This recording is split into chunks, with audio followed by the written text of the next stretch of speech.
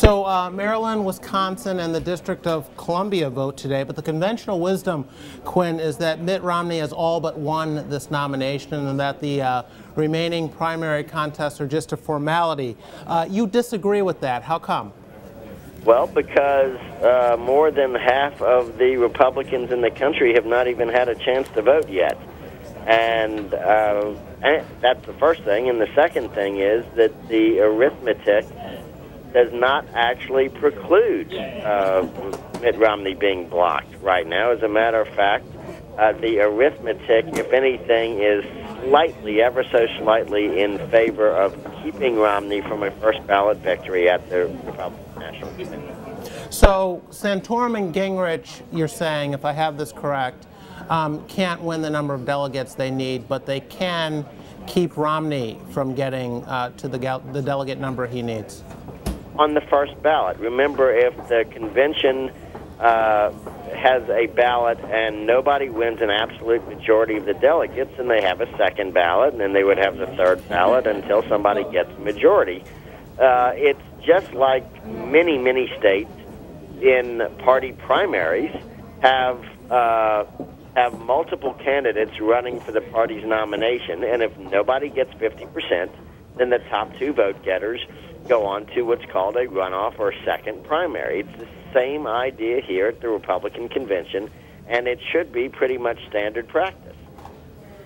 So let's switch from what can happen mathematically to what would be best for the GOP. Is a brokered convention preferable in your view?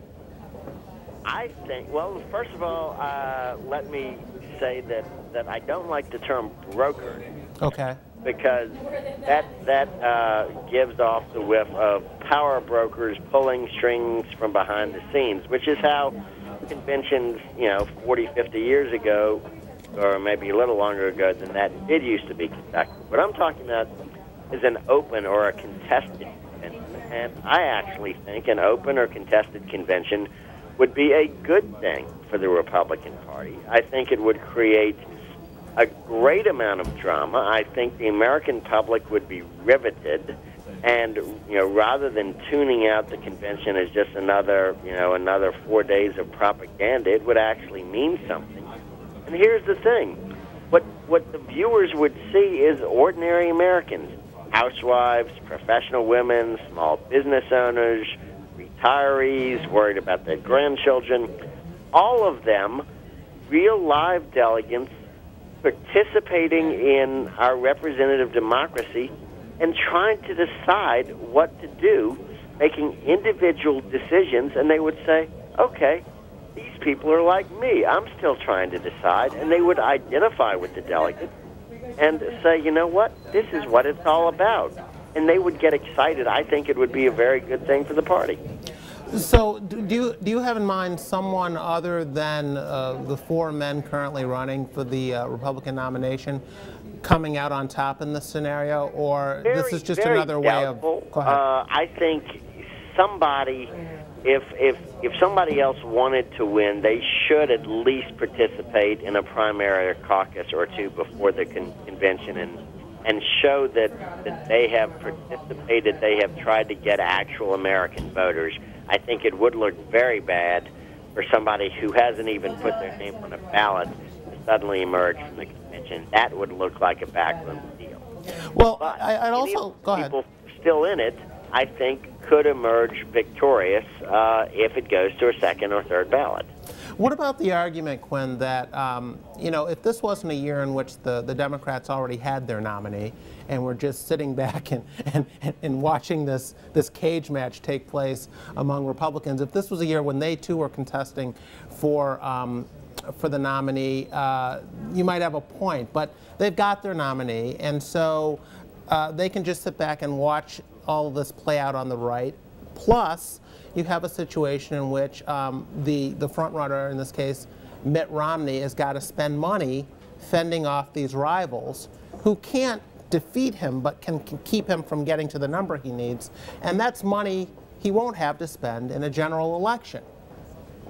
History does not actually support the idea that a lengthy contested process actually hurts the party that has it. I mean, just 4 years ago, it was only about 10 days or 2 weeks before the Democratic convention that it became clear that Barack Obama absolutely positively was going to beat Hillary Clinton.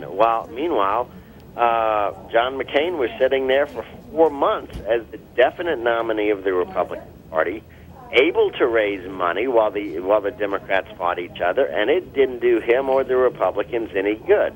Go back to 1976.